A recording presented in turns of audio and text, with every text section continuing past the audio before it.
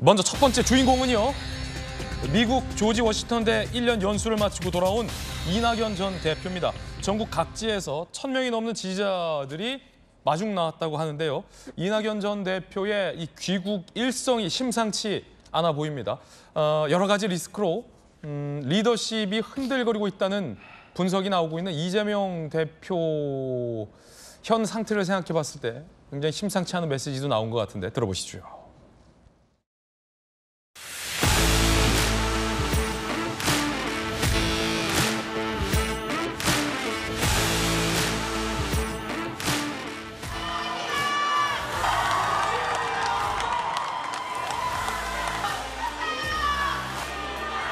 여러분 보고 싶었습니다. 이제부터는 여러분 곁을 떠나지 않겠습니다. 지금 대한민국은 나라가 국민을 걱정하는 것이 아니라 국민이 나라를 걱정하는 지경이 됐습니다. 대한민국이 이 지경이 된 데는 저의 책임도 있다는 것 잘 압니다. 저의 못다한 책임을 다하겠습니다. 못다한 책임을 하겠다. 이야, 지금 저거 의미심장한 발언 나온 것 같은데. 정법전. 네네. 못다한 책임은 뭘까를 생각해 보면 사실 뭐 못다한 책임은 없죠. 없죠. 없어요. 대표했고 대통령 경선에서 마지막에 아슬아슬하게 이재명 지금 대표에게 졌고 미국 떠났고 못다한 책임이 있다면 그때 경선 당시에 대장동 의혹 공세를 이낙연 후보가 집요하게 했잖아요. 네네. 그게 못다했나 싶기도 하고. 못다한 책임 뭘까요? 제가 봤을 때 이낙연 전 대표 입장에서는, 더 정확히는 전 후보의 입장에서는 못다한 책임이라는 건 없다. 왜냐하면 대선 패배의 책임은 이재명 후보가 져야 되는 거고요. 그다음에 그렇게 대장동 관련해가지고 여러 가지 것들이 있고 시간이 더 필요했음에도 불구하고 그 시간을 딱 잘라버리고 이재명 후보에게 바톤을 넘겨준 거는 지금 문제가 되고 있는 송영길 전 대표가 아니겠습니까? 그렇기 때문에 그거를 누가 제일 잘 알겠습니까? 제가 봤을 때 이낙연 전 대표가 제일 잘 알고 있을 텐데 그럼에도 불구하고 책임이라고 말을 쓴 거는 다른 이야기를 하고 싶은 거예요. 이낙연 전 대표 같은 경우에는 지금 무슨 이야기를 하고 싶냐면 못다 핀 꽃 한 송이를 피우고 싶다라고 하는 말을 못다한 책임을 다하고 싶다라는 말로 이렇게 약간 바꾼 거죠. 왜냐하면 지금 민주당 그 상황이 내가 못다 핀 꽃 한 송이 피우겠습니다라고 그러면 지금 그 불이 막 일어나고 있는데 거기에다 기름 붓느냐 이런 이야기를 들을 수 있으니까 또 이낙연 그 전 대표 점잖으시지 않습니까? 그러니까 말을 한번 돌려가지고 못다 핀 그 책임을 갖다가 못다한 책임을 앞으로 다하겠다 그렇게 말씀을 하신 것 같은데 분명히 제가 봤을 때 이낙연 전 대표는 지금 민주당의 상황을 수습할 수 있는 사람은 본인밖에 없다. 최적임자는 나다라고 생각을 하는 것으로 저런 표현을 쓴 것이 아닌가 저는 그냥 개인적으로 그렇게 추측을 해봅니다. 총선이 1년도 남지 않은 상황에서 이낙연 전 대표의 귀국은 심상치 않아 보입니다. 정 변호사님의 어떤 개인적인 해석도 들어보고 있는데 김수영 교수님, 못다한 책임이라고 한다면 그때 저도 이제 취재했던 기억이 나는데 당시 대선 경선 때 슈퍼위크, 3차 슈퍼위크 서울 수도권에서 이낙연 당시 후보가 이재명 후보를 뒤집잖아요. 그리고 이제 합산이 이루어지면서 최종적으로 이재명 후보가 당시 선출되는데 당시 이낙연 캠프에서 강하게 당 지도부, 송영길 지도부에 문제 제기했던 한 가지가 있습니다. 오늘 전재수님도 나와 계시지만 이광재 후보 등등이 둘업을 하면서 그 후보들이 중도 하차한 후보들이 받은 표를 계산하느냐 마느냐를 갖고 문제 제기가 있었어요. 근데 이낙연 당시 후보가 고마합시다. 적극적으로 문제 제기 안 하고 그냥 패배를 선언했잖아요. 만약에 그때 이낙연 후보가 문제 제기했다면 두 후보가 결선 투표를 해서 대통령 후보가 누가 돼야 될지 모르는 상황까지도 갈 수 있었던 기억이 나는데 혹시 못다한 책임?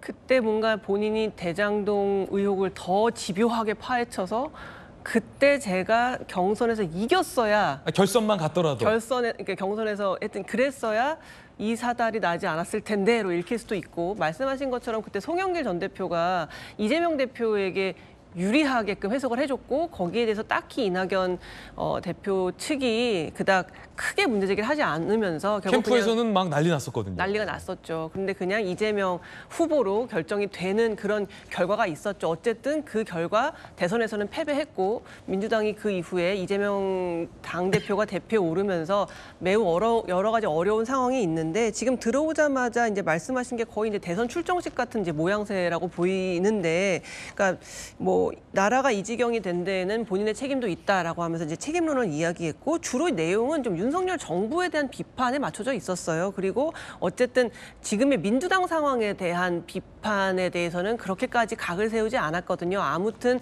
당장 당 흔들기냐 이재명 흔들기냐라는 이제 비판에 직면할 수 있기 때문에 그 부분에 대해서는 좀 조심하고 있는 부분인 것 같고요. 앞으로 그러면 이낙연 전 대표가 어떤 역할을 민주당 내에서 할 수 있겠느냐를 좀 생각해 볼 때 지금 혁신위가 출범을 했잖아요. 예. 만약에 혁신위가 여러 가지 혁신들을 잘 해가고 이재명 대표와는 선을 긋고 민주당이 정상화되는 방향으로 여러 가지 안들을 내놓으면 사실 이낙연 대표가 그렇게 활동할 수 있는 틈이 많지 않을 것이고 만약에 혁신위가 결국 이재명 대표의 아바타 역할을 하면서 별다른 혁신을 이끌어내지 못한다면 이낙연 전 대표의 역할은 점점 더 커질 수도 있다 그런 생각이 듭니다. 예. 뭐 혁신위가 출범하기 전까지만 하더라도 이 대표의 리더십 위기와 관련해서 여러 가지 설들이 나왔습니다. 대체설이죠. 뭐 이낙연 비대위원장 설 등등도 나왔습니다만 결국은 이제 혁신위가 출범했고 이낙연 전 대표도 현재는 돌아온 상황인데 이재명 현 대표가 이낙연 전 대표의 귀국에 대해서는 어떤 입장 내놨을까요? 들어보시죠. 이낙연 전 대표가 어제 귀국을 했는데 혹시 좀 어떻게 보셨는지요? 백시장도 만들어야 될 어려운 시국이어서 모두가 힘을 함께 자, 이재명 대표는 굉장히 짧은 입장을 냈어요. 백시장도 맞들자라는 얘기인데 어떻게 맞들지에 대한 자세한 내용은 밝히지 않았습니다. 전재수 의원님. 예. 제가 취재하기론 당내에 꽤 많은 현역 의원들이 아우 이낙연만 들어와라 라고 기다리던 분도 있더라고요. 이낙연 대표를 도왔던 분들 예. 위주로 아마 그 공항에도 꽤 나갔더라고요. 뭐 윤영찬 의원이나 예. 그렇죠. 뭐 이낙연 개들이 몇 있죠. 그러니까 지금 현재 당의 상황은 이제 곧 총선이잖아요. 예. 총선인데 이게 이재명 대표만으로도 안 되고 그렇다 그래서 이낙연 대표만으로도 안 되는 상황이거든요. 그렇기 때문에 아마 당의 의원들이 이제 이낙연 대표가 한때는 치열한 경선을 치렀지만 지금은 이제 총선을 앞두고 있고 당의 상황이 그렇게 좋은 상황은 아니기 때문에 예. 아마 대부분의 의원들이 함께 좀 서로가 서로를 좀 보완하는 보완제, 대체제가 아니고 보완제 역할을 했으면 좋겠다라는 아마 그런 바람을 가지고 있을 거고 당장 아마 당의 어떤 공천이라든지 또는 개파의 이익을 중심으로 이낙연 대표가 움직인다든지 또 귀국한 이낙연 대표에 대해서 이재명 대표가 그러한 차원에서 대응을 한다든지 그러지는 않을 것 같습니다. 예. 일단은 지켜보고 있는 서로 상황이다라는 건데 과연 이낙연, 이재명 두 분이 백지장을 맞들 수 있는 사이일까에 대해서는 많은 이 정치 전문 기자들이 의문을 제기하고 있습니다. 경선 때 이렇게까지 토론했었죠. 본인이 억울하시다면 빨리 이걸 털어버리는 게 본인에게도 좋을 것 같거든요. 그런데 제가 할 수 있는 게 없지 않습니까? 턱없이 많은 이득을 얻은 것은 당연히 국민들로부터 의아함을 받을 만하죠. 대장동 이슈, 민주당에는 선거의 호재다. 굉장히 복합적인 길이입니다. 대장동 사건은 저희 민주당에게도 큰 짐이 되고 있습니다. 정부 정책 잘못으로 땅값이 올라서 그런 거예요. 그 문제를 저한테 책임지지 말아주시기 바랍니다. 어찌 보면 지금 검찰 수사 활발히 시작하고 있지만 민주당 내에서는 이낙연 캠프, 이낙연 당시 후보로부터 이 대장동 의혹이 집중적으로 제기됐습니다. 짐이 되는 비리다라고 아예 단정을 했었는데 박정호 의원님 어떻게 보십니까? 저는 이재명 대표의 민주당 체제가 지금 그동안은 이낙연 전 대표의 귀국 전까지는 일기 상황이었다. 그러니까 외부로부터 들어오는 이재명 대표의 리더십에 대한 대장동 수사에 대한 그다음에 최근에 불거졌던 김남국 의원의 그 코인으로 인한 예. 도덕성 문제, 전당대 돈봉투 문제 이런 문제들을 이재명 대표가 리더십을 그 유지하면서 막 무언가 방탄이라는 명분으로 대외 싸움에 굉장히 치중했던 일기의 특징을 갖고 있다면 이낙연 전 대표의 귀국을 통해서 프리고진입니까? 프리고진 비슷한 상황이 올 수도 있다고 봐요. 그러니까 저희가 좀 전에 봤잖아요. 옛날에 전 대통령 후보 경선 시절에 그렇게 험악하게 붙었던 대장동 사건 그리고 이낙연 전 대표가 지금까지 취재된 걸로 보면은 당에 대해서는 특별히 그 뭐 쓴소리나 이런 직접적인 언급은 삼가하고 외부 강연을 많이 한다는 거예요. 그럼 예. 그 인파이팅보다는 사실은 아웃복싱하면서 이제 쭉 분위기를 만들어 갈 텐데 굉장히 뭐 정치적인 어떤 압박은 되겠군요. 그렇죠. 이렇다 보면은 내부적으로 이낙연 전 대표가 직접적으로는 언급을 안 해도 내부적으로는 이재명 대표 체제를 흔드는 굉장히 많은 움직임들이 막 부글부글 일어날 거예요. 그러니까 그러면 지금은 이제 일기까지의 특징과는 또 다른 내부적으로 분열도 생기면서 새로운 리더십을 모색하는 그리고 외부적으로도 도덕성의 위기에 계속 몰리는 그리고 총선을 앞두고 전통적인 민주당의 지지층이라고 하는